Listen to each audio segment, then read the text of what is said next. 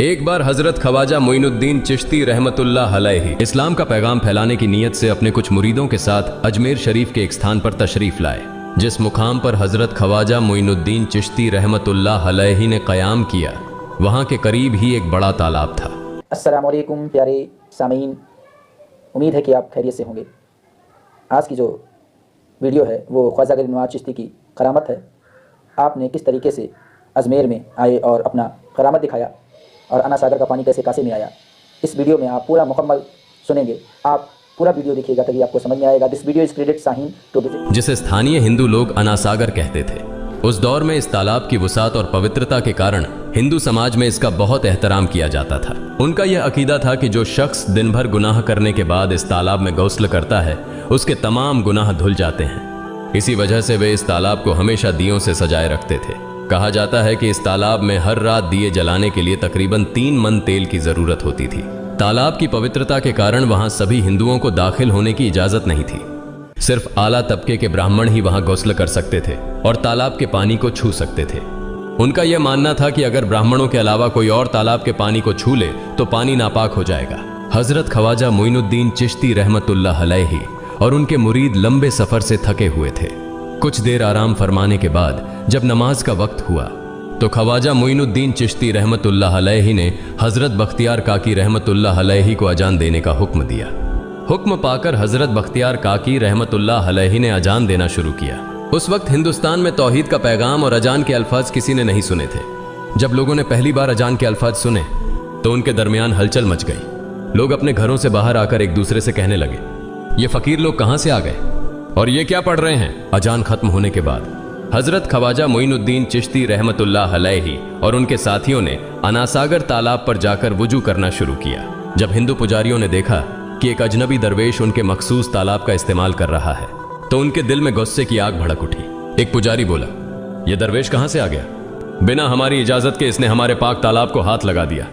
हम इस तालाब को कितना मुकद्दस मानते हैं और इन मुसाफिरों ने इसे नापाक कर दिया है। इसका कोई हल निकालना ही होगा। इसके बाद हजरत ख्वाजा मोइनुद्दीन चिश्ती रहमतुल्लाह अलैहि ने तमाम साथियों के साथ मिलकर जमात के साथ नमाज अदा की। लोग ये मंजर देखने लगे और कहने लगे, ये तो कोई अजीब फकीर है।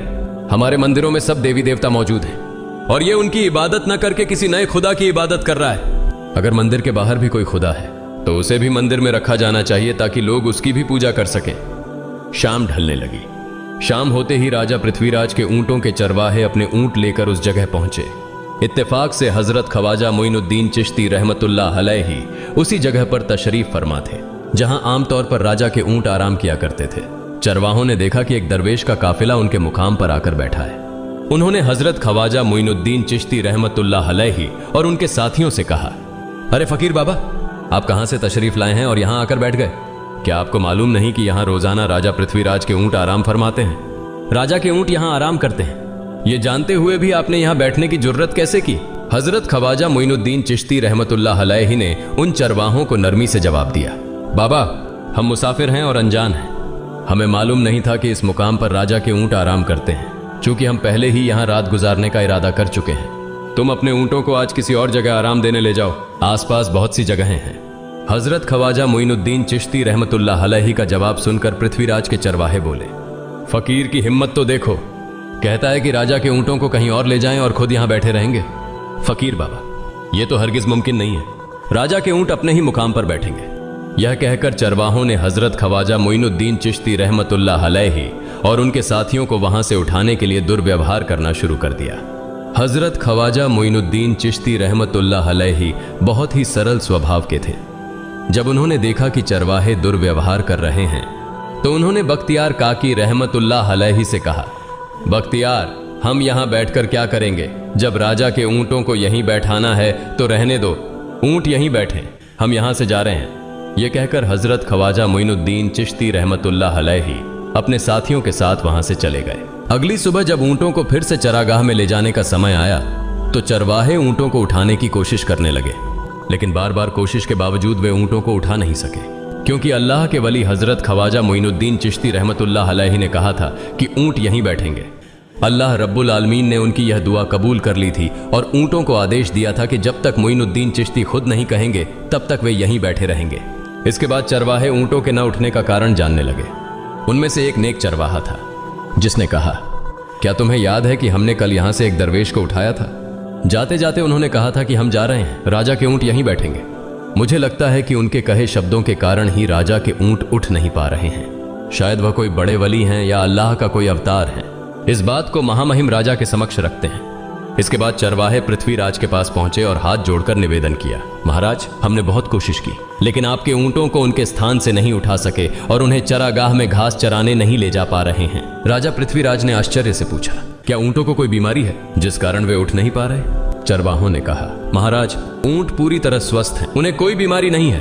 पृथ्वीराज ने कहा, तो फिर वे अपनी जगह से क्यों नहीं उठ रहे? चरवाहों ने कहा, महाराज, कल उस स्थान पर एक दरवेश बैठे थे, हमने उनके और उनके साथियों के साथ काफी दुर्व्यवहार किया और उन्हें वहां से उठा दिया था। जाते जाते उन्होंने कहा था, राजा के ऊंट यहाँ बैठेंगे और उठेंगे नहीं। हमें लगता है कि दरवेश की बद्दुआ के कारण ही ऊंट अपनी जगह से नहीं उठ पा रहे हैं। तब पृथ्वीराज ने हुक्म दिया, अच्छा, जाओ और उस दरवेश को मेरे पास ले आओ। जब हजरत ख्वाजा मोइनुद्दीन चिश्ती रहमतुल्लाह अलैहि पृथ्वीराज के दरबार में पहुंचे तो पृथ्वीराज ने उनसे पूछा, ए दरवेश, आपने मेरे ऊंटों को क्यों पंगु बना दिया है? मेरे ऊंट भूखे मर रहे हैं, कृपया अपना जादू उनसे हटा लें।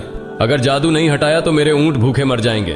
पृथ्वीराज की बात सुनकर हजरत ख्वाजा मोइनुद्दीन चिश्ती रहमतुल्लाह अलैहि मुस्कुराते हुए बोले, हे अल्लाह के बंदे, हम मुसलमान हैं और मुसलमान कभी जादू नहीं करते। तुम्हारे ऊंटों को मैंने नहीं बल्कि इस संसार के पालनहार महान अल्लाह रब्बुल आलमीन ने बैठाया है।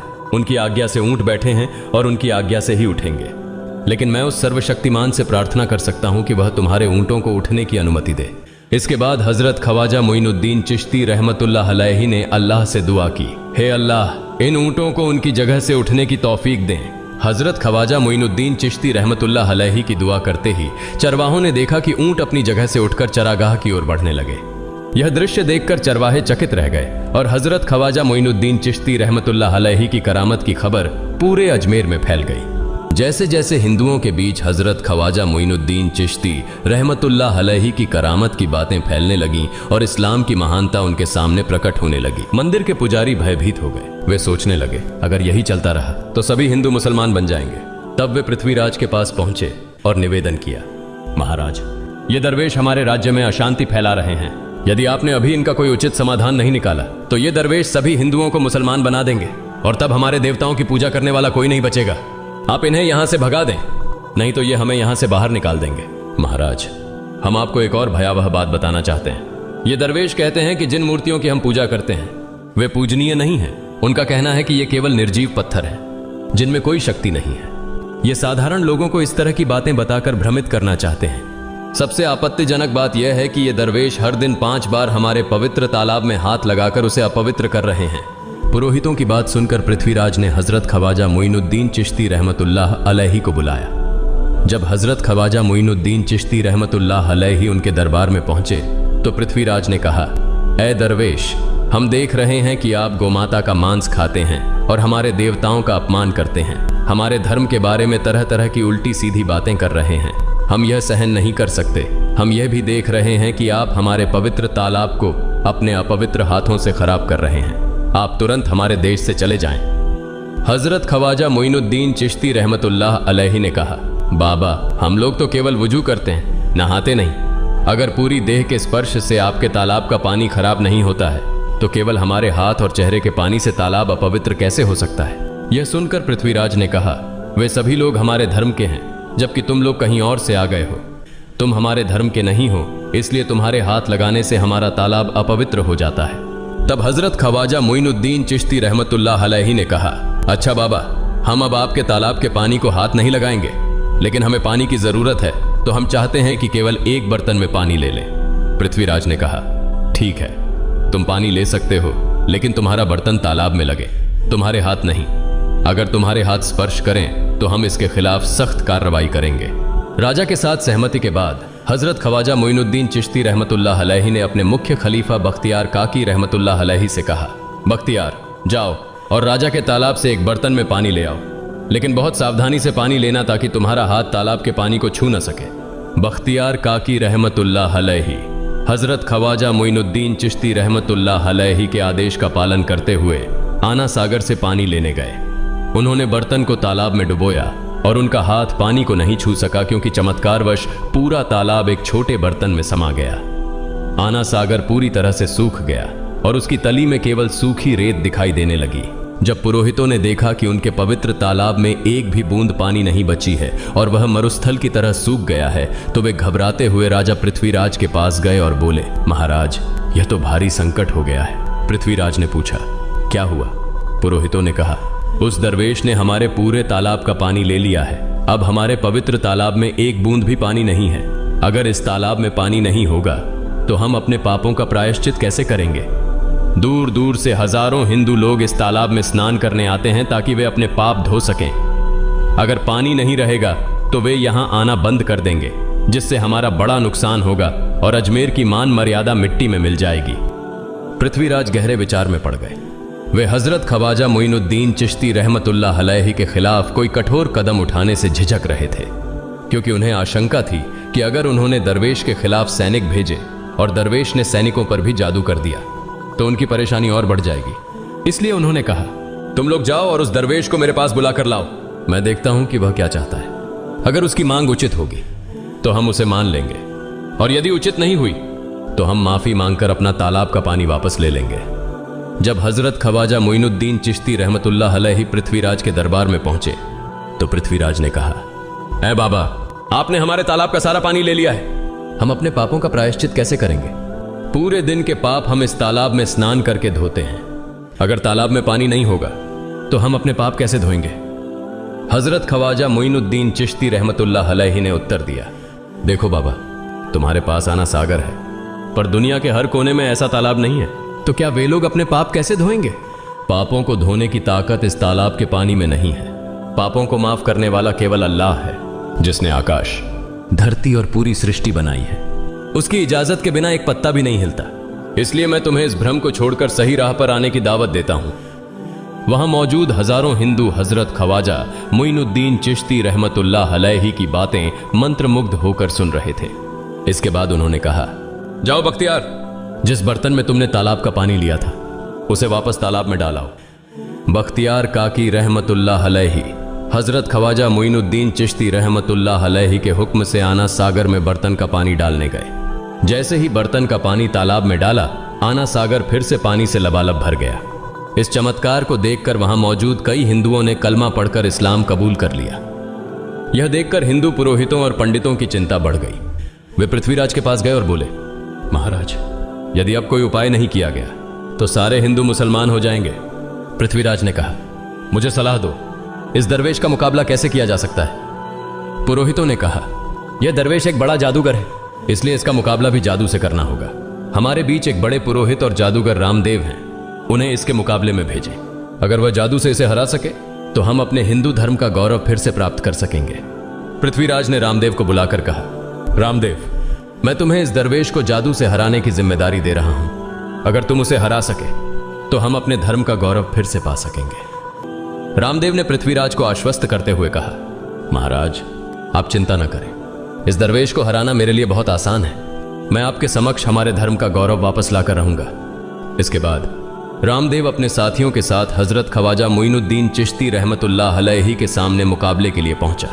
उसने कहा, मोइनुद्दीन, अगर तुम में ताकत है तो मुझसे जादू का मुकाबला करो। मैंने तुम जैसे बहुत से जादूगरों को हराया है। तुम्हें हराना तो मेरे लिए साधारण बात है।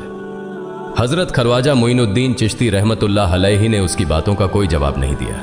रामदेव ने देखा कि हजरत ख्वाजा मोइनुद्दीन चुप हैं, तो उसने गाली गलौज करना शुरू कर दिया। जब रामदेव अपनी हदें पार कर गया तो हजरत ख्वाजा मोइनुद्दीन ने उसकी आंखों में देखते हुए कहा, रामदेव, तू चिल्ला रहा है, लेकिन मैं तेरे माथे पर ईमान की रोशनी देख रहा हूं। हजरत ख्वाजा मोइनुद्दीन चिश्ती रहमतुल्लाह अलैहि की यह बात सुनते ही रामदेव कांपने लगा, और उसी क्षण अल्लाह रब्बुल आलमीन ने उसके दिल में ईमान की रोशनी डाल दी।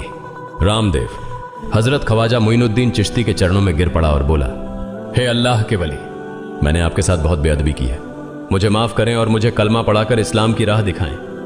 हजरत ख्वाजा मोइनुद्दीन चिश्ती रहमतुल्लाह अलैहि ने रामदेव को कलमा पढ़ाया और उनका नाम रखा मोहम्मद सादिक।